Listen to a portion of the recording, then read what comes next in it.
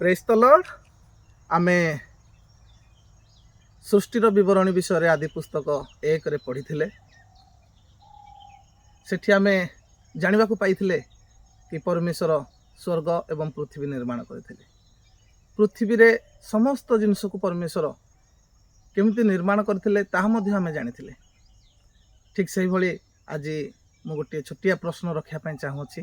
जेमिति प्रथम दिवस रे परमेश्वर दीप्ति निर्माण करी तहिर नामकरण करथिले दिवस बोली एवं अंधकार नामकरण करथिले रात्रि बोली।